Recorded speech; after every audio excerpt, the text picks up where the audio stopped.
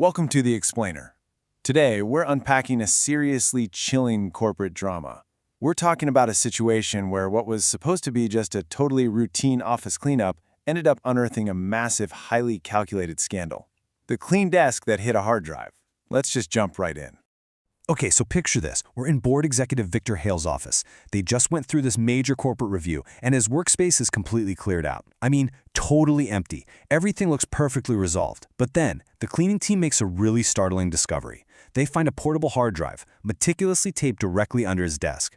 I mean, think about it. Who literally tapes a hard drive under a desk in this day and age? It's such a boring, mundane object that is practically invisible, right? And, as the source material points out, that is exactly why it makes the absolute perfect hiding place.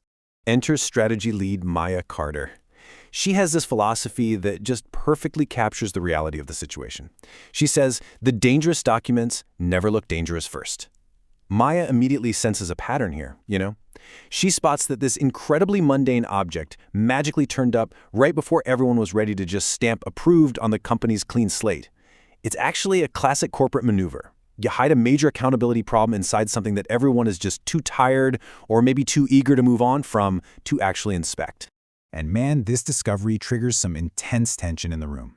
On one side, you've got the executives. They're pushing so hard for closure, throwing around these soft, comforting PR buzzwords like healing period, fresh start, and business continuity. But then you have Maya's audit team, and they are definitely not dealing in feelings. They're looking at the cold, hard data, timestamps, access logs, metadata. It really goes to show how the most dangerous lies in a corporate setting rarely show up as a flat-out denial. No, they arrive packaged up nicely as concern or team protection. So, what exactly is Victor's defense when they confront him with this drive? Well, he smoothly claims it's just a forgotten archive left behind by his assistant. It's this beautifully polished, super polite excuse that's engineered to sound totally reasonable on the surface.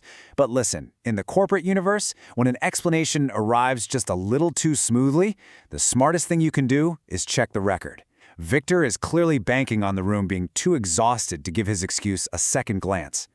But what makes Maya's approach to this so brilliant is how she completely strips the emotion out of the crisis. She doesn't raise her voice, she doesn't go chasing people down the hallways, she just tunes out the loud opinions and builds a logical proof map using 3 simple but completely devastating questions.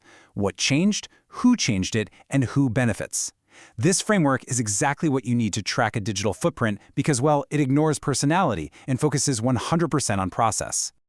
That structured, process-driven approach is what empowers her team to actually act.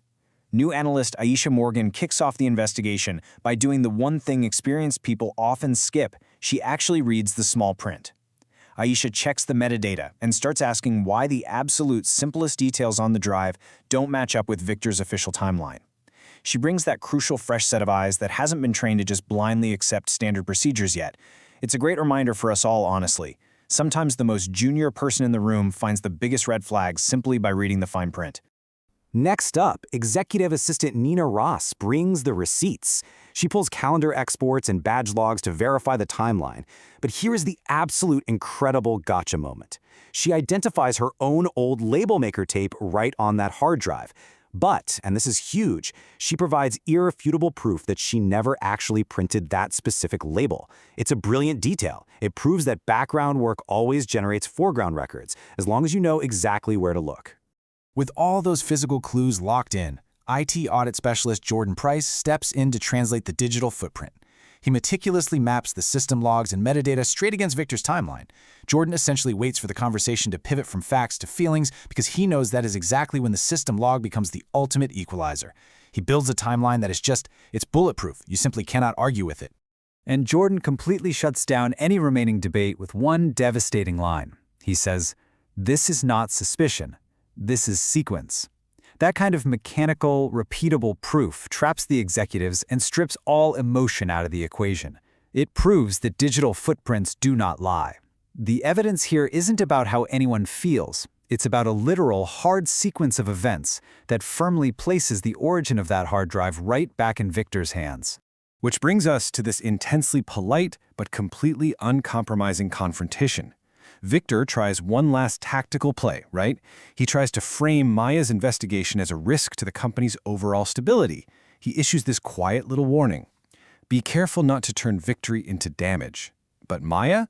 She refuses to back down. She states clearly, truth is not damage. Hiding it was. This standoff is just a perfect snapshot of the constant, ongoing struggle between corporate optics and actual, real accountability. All of that pressure finally leads to the ultimate chilling reveal. That drive? Yeah, it wasn't a forgotten archive at all. It contained something called a witness risk matrix. This was a highly calculated, engineered system ranking exactly which employees could be pressured, promoted, or discredited. And it gets worse. The drive also held old approval decks and unreleased client correction letters, all hoarded to strictly control the narrative if their old cover-up ever resurfaced.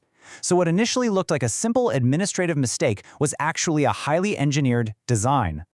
At this point, independent board member Elise Warren shatters any remaining polite excuses in the room with one simple, undeniable question. She asks, if this was harmless, why did it need to be hidden? Bam! It's the final nail in the coffin for Victor's defense. That one question completely cuts through all the corporate jargon and exposes the actual malicious intent behind taping a hard drive under a desk in a supposedly cleared-out office. Now, what happens next is a masterclass in how you actually cure a toxic corporate culture. Refusing to let this just get swept under a rug in some private backroom, Maya and Elise use the discovery to build a systemic protection system. Elise immediately hands the drive over to external counsel. Meanwhile, Maya actively informs every single employee named in that witness matrix about their protection options. They ensure that the repair is written publicly right into the company's framework, which makes the next lie that much harder to pull off. So, what should we take away from all of this? The ultimate lesson from this explainer is incredibly simple, but it is absolutely vital. A clean desk does not mean a clean record. True accountability requires digging way beneath the surface. It means trusting the audit trail over polished executive apologies, and realizing that procedure without courage is just a shield for misconduct. When we demand transparent systems over smooth rhetoric, that's when we create environments where truth can actually survive. As we close out this breakdown, I want to leave you with a final thread to ponder. As you reflect on the complexities of workplace truth and the audit trails we all inevitably leave behind, ask yourself this: what could possibly be hiding in a legal letter that's missing just a single page? Thanks for exploring this fascinating case with me today, and remember, always keep questioning the surface level of everything you read. Catch you next time.